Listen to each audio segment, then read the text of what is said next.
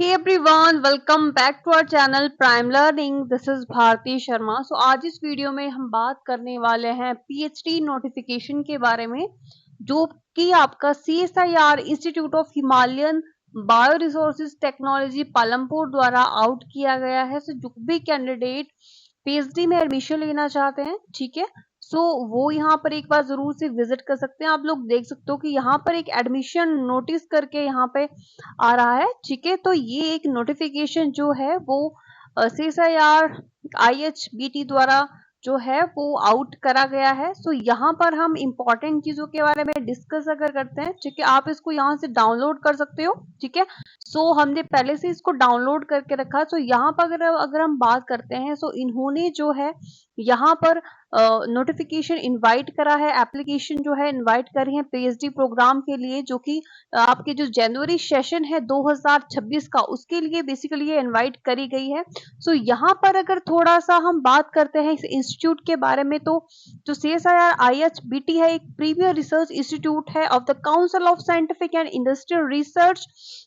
जो कि इनवाइट करता है PhD programs under academic scientific and innovation research, ठीक है, यानी कि ACSIR इसके अंडर, ठीक है, ये पीएचडी जो प्रोग्राम है वो इनवाइट करता है फ्रॉम द एलिजिबल कैंडिडेट। सबसे पहले अगर हम एलिजिबिलिटी क्राइटेरिया की अगर बात करते हैं, तो यहाँ पर फर्स्ट जो आपका एलिजिबिलिटी क्राइटेरिया है, यानी कि आपके पास जो है वो मास्टर डिग्री यहाँ पे रिक्वायर्ड है। आपके जो मास्टर्स है, ठीक है, उसमें एटलीस्ट 55% मिनिमम मार्क्स उसमें होने चाहिए, ठीक है, और इक्विवेलेंट ग्रेड होने चाहिए फॉर जनरल, ठीक है, जनरल EWS एंड मिनिमम 50% जो है आपके वो OBC SC ST या थर्ड जेंडर के लिए यहाँ पर PWD के लिए यहाँ पर रिक्वायर्ड है, ठीक है।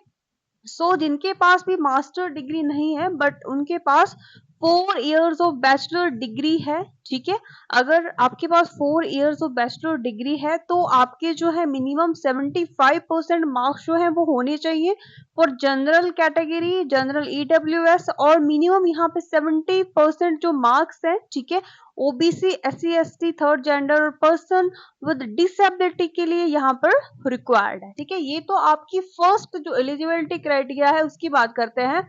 अब अगर आपको यहाँ पर जो है एडमिशन लेना है, तो आपके पास कोई एक नेशनल लेवल फेलोशिप यहाँ पर होनी चाहिए,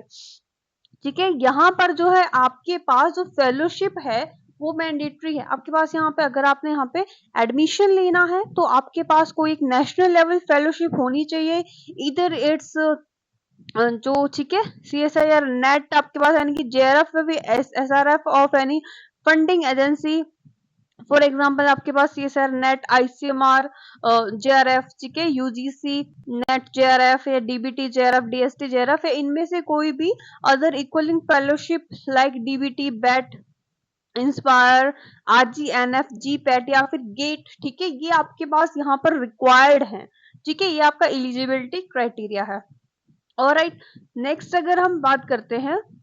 कौन कौन से स्टूडेंट्स जो है यहाँ पर अप्लाई कर सकते हैं। फर्स्ट यहाँ पर बायोलॉजिकल साइंसेस के जो स्टूडेंट्स है, यानी कि जिनकी भी जो मास्टर डिग्री है वो एग्रीकल्चर साइंस में, agronomy, soil science, biochemistry, biotechnology, microbial biotechnology, fermentation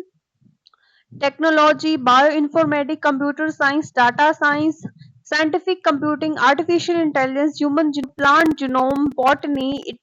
एंटोनमी, forestry and environmental science, food technology, floral genetics and plant breeding,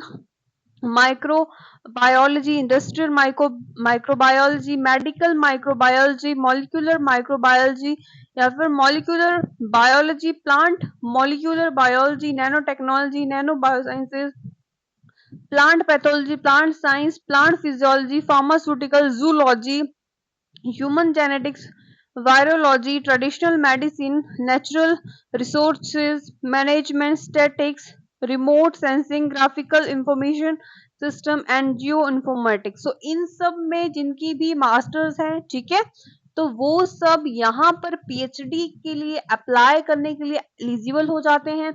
और साथ ही साथ जो भी केमिकल साइंसेस के स्टूडेंट्स हैं, यानी कि जिनकी जो मास्टर डिग्री है वो organic chemistry, analytical chemistry, inorganic chemistry, physical chemistry, ठीक है, केमिस्ट्री या फिर फार्मास्यूटिकल केमिस्ट्री, मेडिसिन केमिस्ट्री या फिर नेचुरल प्रोडक्ट केमिस्ट्री से जिनकी मास्टर्स है, सो यहाँ पर वो भी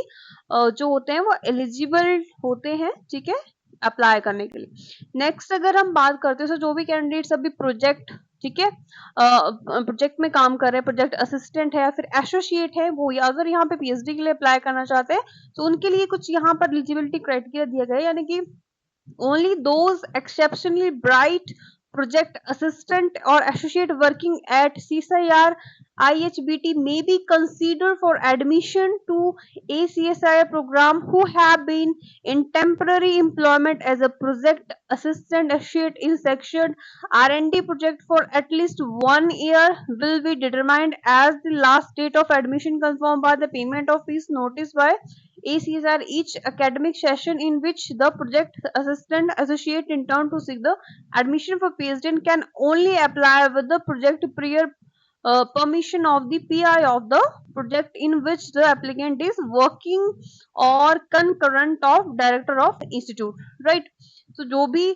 CSI या IHBT में पहले से ही प्रोजेक्ट में काम कर रहे हैं, ठीक है, और 1 साल का उनके पास एक्सपीरियंस हो चुका है, ठीक है, उसके बाद ही वो एलिजिबल होते हैं यहाँ पर अप्लाई करने के लिए, और इनकी जो एडमिशन है वो उनके पीआई की परमिशन के बगैर यहाँ पर काउंट नहीं करी जाएगी, ठीक है। सो नेक्स्ट यहाँ पे बोला है जो भी प्रोजेक्ट असिस्टेंट है, एसोसिएट है, जिनका कोई भी नेशनल लेवल एग्जाम यहाँ पर क्वालिफाइड नहीं है, तो उनको एटलीस्ट 1 पब्लिकेशन, ठीक है, यहाँ पर रिक्वायर्ड है in SCI journal with substantial research contribution at least as a co author by the day of application. Next यहाँ पे बोला जो भी प्रोजेक्ट एसोसिएट है, असिस्टेंट है, who have qualified any PhD qualifying national level entrance like NET LS GATE BET JET, ठीक है, just and even without eligible fellowship will be exempted from eligibility criteria having one publication। so अगर किसी के भी पास इनमें से कोई एक एग्जाम यहाँ पे क्वालिफाइड है तो उनको पब्लिकेशन की यहाँ पे जरूरत नहीं है, तो वो भी यहाँ पे अप्लाई कर सकते हो। So on the completion of their tenure of R&D project from which the students was drawing with his or her fellowship, the student may be given an option to contribute in PhD program without a fellowship with approval of director of concerned institute falling under their admission in PhD program will be stand cancelled, ठीक है। सो यहाँ पर ये कुछ eligibility criteria था, यहाँ पर CSI group 3rd और 4th स्टाफ हुआ fulfill the educational qualifications as above also eligible for apply the PhD with the approval of lab director NOC from the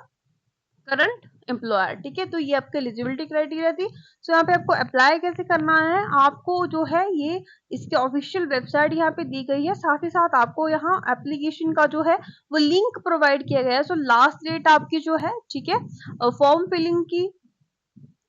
filling की जो है लास्ट डेट आपकी रहने वाली है 21 अक्टूबर 2025, ठीक है। अगर फीस की अगर हम बात करते हैं, ठीक है, फीस जो है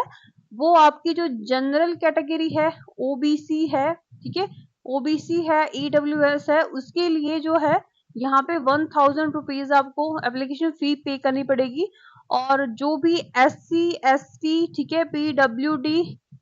और जो आपके फीमेल कैंडिडेट्स हैं, ठीक है, उनके लिए यहाँ पर